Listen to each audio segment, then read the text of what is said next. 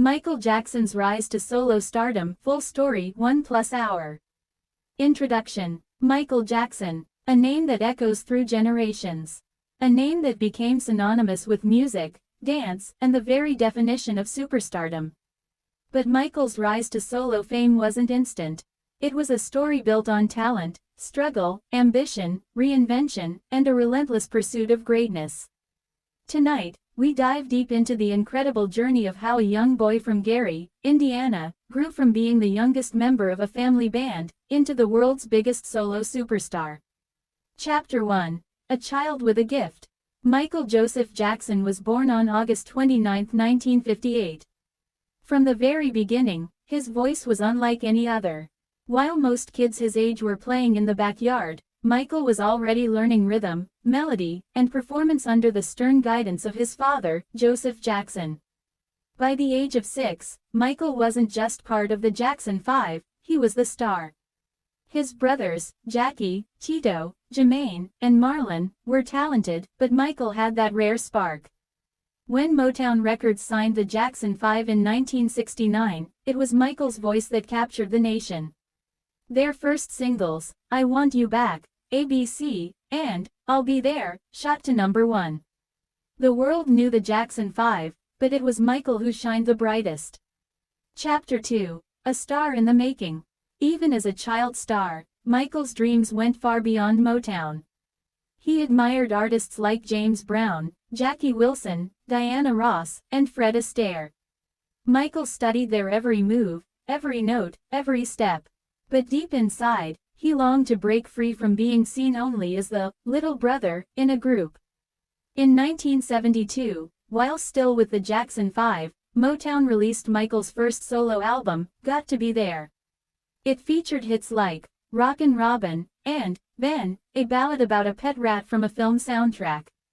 Surprisingly, Ben topped the charts and proved that Michael could stand alone. The boy had potential, but the world hadn't yet seen his true power. Chapter 3. Breaking away from Motown. By the mid-1970s, cracks were forming. The Jackson 5 grew frustrated with Motown's strict control. The label refused to let them write their own songs or take creative risks. Michael wanted more. He wanted artistry, independence, and the freedom to explore new sounds. In 1975, the Jackson 5 left Motown and signed with Epic Records, rebranding themselves as the Jacksons. Here, Michael began experimenting with songwriting, penning hits like Shake Your Body Down to the Ground with his brother Randy. Slowly, his confidence grew. He wasn't just a singer anymore, he was becoming a creator. Chapter 4. The First Breakthrough, Off the Wall. Everything changed in 1978 when Michael met Quincy Jones while filming The Wiz. Michael played the Scarecrow, but behind the scenes, a powerful friendship was forming. Quincy saw Michael's hunger and raw talent, and together they decided to create something groundbreaking.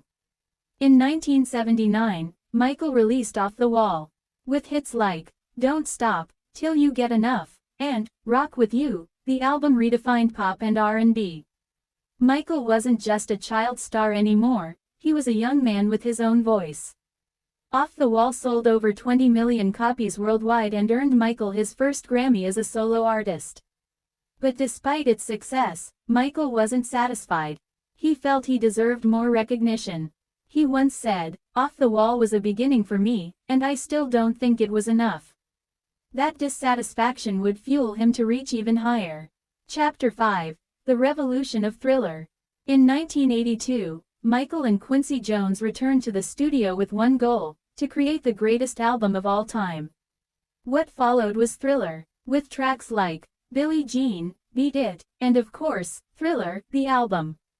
Shattered every record imaginable. Michael introduced the moonwalk, revolutionized the music video industry, and transformed MTV into a global phenomenon. Thriller went on to sell over 66 million copies, becoming the best-selling album in history. Michael Jackson wasn't just a star anymore, he was the king of pop. Chapter 6. A Global Phenomenon. By the mid-1980s, Michael was everywhere. His dance, his fashion, his voice, everything about him set new standards. His iconic glove, His red leather jacket, his gravity-defying moves, they weren't just part of pop culture, they were pop culture.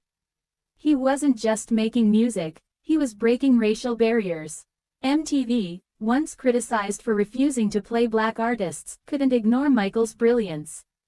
His success opened doors for generations to come. Chapter 7. The Price of Stardom.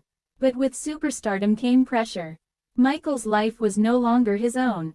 He became a perfectionist, spending countless hours rehearsing, recording, and refining. He wanted to push boundaries, but he also carried the weight of being the most famous entertainer on earth. The child star from Gary had transformed into a global icon, but at a heavy cost: loneliness, scrutiny, and the loss of privacy. Chapter 8. The Legacy of the Rise. Michael Jackson's rise to solo stardom wasn't just about sales and awards. It was about vision, courage, and an unshakable belief in his art. He turned music into cinema, concerts into spectacles, and fame into a global language. From "Got to Be There" to Thriller, Michael's journey from boy wonder to the king of pop remains one of the most extraordinary transformations in music history.